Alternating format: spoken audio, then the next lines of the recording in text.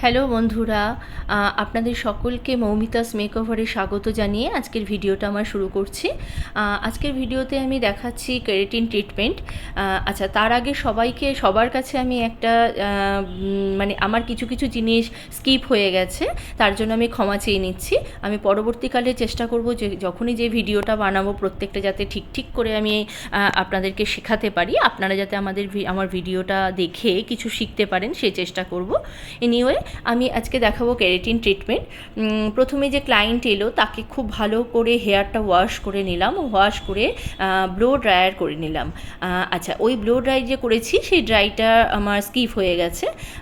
তারপরে খুব পাতলা পাতলা সেকশান নিয়ে, যেটা খুব খুব ইম্পর্টেন্ট, খুব পাতলা পাতলা সেকশান নিয়ে এটাকে আমি খুব ভালো করে ক্রিমটা ওপর থেকে মানে স্ক্যাল্প থেকে হাফ ইঞ্চি ছেড়ে ক্রিমটাকে লাগিয়ে খুব ভালো করে ক্রিমটাকে হাত দিয়ে পুরো চুলের মধ্যে স্প্রেড করে দিতে হবে।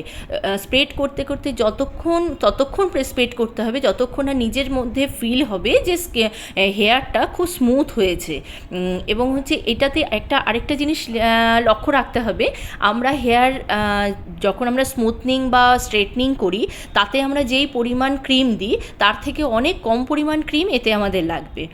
এবং তাতে কি হচ্ছে, তোমরা ভালো করে দেখো আমি ভালো করে একই জায়গাতে ভালো করে ওটাকে স্প্রেড করছি। হ্যাঁ, ওটাকে দেখো, তোমরা দেখলেই বুঝবে যে কত সুন্দর গ্লেজ চলে আসছে। এই যখন আমি স্প্রেডটা করতে করতে দেখবে যখন মানে গ্লেজটা চলে এসছে এবং প্রত্যেকটা চুলে ইকুয়ালভাবে লাগছে, ক্রিমটা লেগে গেছে, তখনই ওই যে পাতলা সেকশান করবে সেই সেকশানটাকে ছেড়ে অন্য সেকশান ধরবে।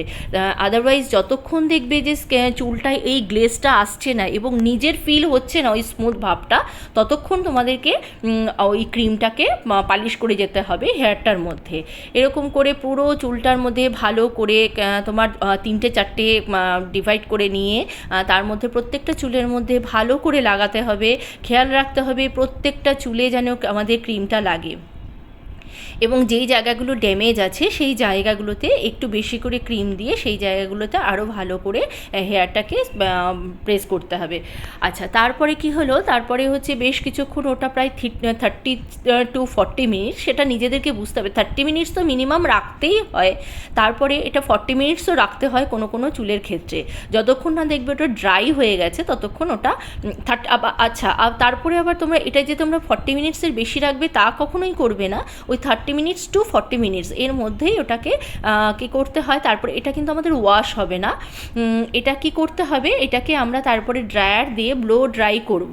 এবং সেই ড্রাইটা এতটাই ভালোভাবে করতে হবে যাতে আমাদের এমনি ভেজা চুল আমরা যখন ড্রাই করি তখন যেরকম করে আমরা পুরো একটা ভেজা চুলকে যেরকমভাবে ড্রাই করি, এই ক্রিমটাকেও সেরকমভাবে ড্রাই করে নিতে হবে। যেন মানে এমনই করতে হবে যাতে কোথাও একটু ভেজা ভাব না থাকে।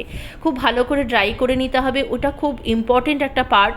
আচ্ছা, তারপরে কি করব, তারপরে আমরা যেরকম স্ট্রেটনিং বা স্মুথনিংয়ে করে থাকি আবার সেই পাতলা পাতলা সেকশান নিয়ে এখানটাতে চুলটার মধ্যে আমরা স্ট্রেটনার চালাবো, তখন মেশিন লাগাবো। এবং প্রথমে দেখতেই পাচ্ছ আমি দেখাচ্ছি যে প্রথমে স্ক্যাল্প থেকে দেখবে কিছুটা দূরে রেখে ভালো করে প্রথমে গোড়ার দিকটা আমরা করে নিলাম, ভালো করে স্ট্রেট করে নিলাম এবং তারপরে মেশিনটা একেবারে নিচ পর্যন্ত টানবো। এবং টানাটা এত ভালোভাবে এবং এত সুন্দর করে প্রেস করে টানতে হবে, টানতেই দেখবে চুলে অনেকটা গ্লেজ চলে এসছে। যতক্ষণ না চুলে গ্লেজটা আসছে না, যতক্ষণ না শাইন করছে না, ততক্ষণ তোমাকে চুলটাকে এইরকম মানে চিরুনি দিয়ে ধরে মেশিনটা দিয়ে এরকম করে টানতে হবে।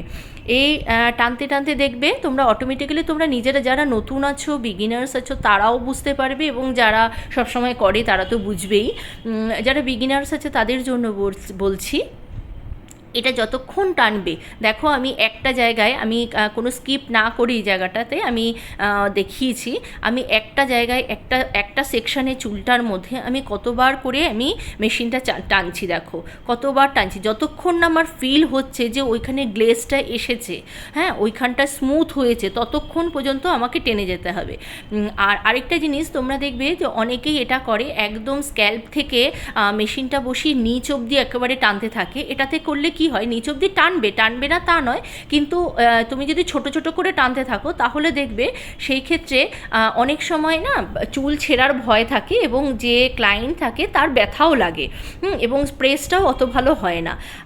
একটু যদি ছোট ছোট সেকশন করে এবং ছোট ছোট টান দাও তাহলে খুবই ভালোভাবে হবে। এবং পুরোটা হয়ে যাওয়ার পরে যখন যেই জায়গাগুলো তোমার মনে হবে না আর একটুখানি দরকার, সেই জায়গাতে তুমি অনেকটা বড় করে তোমরা টানতে পারো, কোনো অসুবিধা নেই তাতে।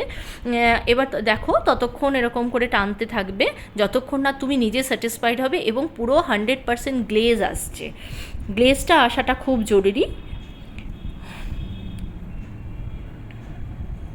দেখো কতটা আমার পুরো কমপ্লিট হয়ে গেল, এতে ওয়াশ একবারই হয়। দেখো চুলে কতটা শাইন চলে এসেছে। হ্যাঁ, দারুণ গ্লেজ দিচ্ছে, দারুণ গ্লেজ দিচ্ছে। ক্লায়েন্ট তো খুবই স্যাটিসফাইড এটার জন্য, প্রচণ্ড গ্লেজ দিচ্ছে, কারণ এর প্রচণ্ড ফ্রিজি হেয়ার ছিল এবং সবথেকে বড় কথা হচ্ছে মানে যেটা যে চুলের যে নিচের দিকটা সেটা প্রচণ্ড খারাপ ছিল, আর তার থেকেও বড় জিনিস প্রচুর প্রচুর বেবি হেয়ার ছিল। দেখো শাইনটা কত দিচ্ছে, কত সুন্দর শাইন দিচ্ছে। তোমরাও যদি এরকম করে করো তোমরা অবশ্যই অবশ্যই দেখবে যে এটা এই মানে এই যে হেয়ারটা আছে এই হেয়ারটা যদি প্রথম আমাদের প্রসিডিওরটা যদি ভালো হয়, এই যে হেয়ারটা স্ট্রেট করা মানে কেরাটিন ট্রিটমেন্টটা করা হয়েছে এতে অনেক অনেক লাভদায়ক, অনেক লাভ হয়। হ্যাঁ, চুলটা অনেক ভালো থাকে, আমাদের কালার করা বা স্ট্রেটনিং স্মুথনিং করাতে যা যা প্রবলেম হয় সেই প্রবলেমগুলো মিটে যায় এই কেরাটিন ট্রিটমেন্ট করলে। এবং কেরাটিন ট্রিটমেন্টে আরেকটা ব্যাপার আছে সেটা হচ্ছে ভার্জিন হেয়ারে আমরা অনেকেই মনে করি যে ভার্জিন হেয়ারে কেরাটিন ট্রিটমেন্ট করলে চুলটা আরও বেশি ভালো হবে, আরও বেশি হেলদি হবে। না, এটা ভুল কথা, এটা ভুল কনসেপ্ট। ভার্জিন হেয়ারে কেরাটিন ট্রিটমেন্ট কখনো ভালো রেজাল্ট দেয় না, ড্যামেজ হেয়ারেই কেরাটিন ট্রিটমেন্টটা ভালো হয়। তোমরা আগামী দিনে তোমরা যদি আমার আরও ভালো ভিডিও দেখতে চাও, আরও অনেক কিছু জানতে চাও, টিউটোরিয়াল নিতে চাও, তাহলে এই চ্যানেলটাকে প্লিজ লাইক করে রেখো, সাবস্ক্রাইব করে রেখো এবং কমেন্টসও করো যদি তোমাদের কিছু জানার থাকে। আর আরেকটা কথা বলছি তোমাদেরকে, তোমরা আমার এই ভিডিওটা স্কিপ না করে পুরোটাই দেখবে। দেখলে আমি প্রত্যেকটা ভিডিওর মধ্যে, এইটা নয় আমি এর পরের ভিডিও থেকে প্রত্যেকটা ভিডিওর মধ্যে তোমাদেরকে আমি কিছু কিছু টিপস দেবো যেটা আমার ভিডিওর মাঝে মাঝে থাকবে। আমার ক্লায়েন্ট দেখো, ক্লায়েন্টকে দেখলেই বুঝবে ও খুব স্যাটিসফাইড, খুব খুশি হয়েছে হ্যাঁ এই ট্রিটমেন্টটা করে। ওকে বন্ধুরা, তাহলে তোমরা সবাই সাবস্ক্রাইব করে রেখো, এরপরে আরও নতুন নতুন নানা কিছু এই আমার এই চ্যানেল থেকে তোমরা জানতে পারবে, দেখতে পাবে। তোমরা অবশ্যই সাবস্ক্রাইব এবং লাইক করো, কমেন্টসও করো। ওকে, থ্যাংক ইউ বন্ধুরা।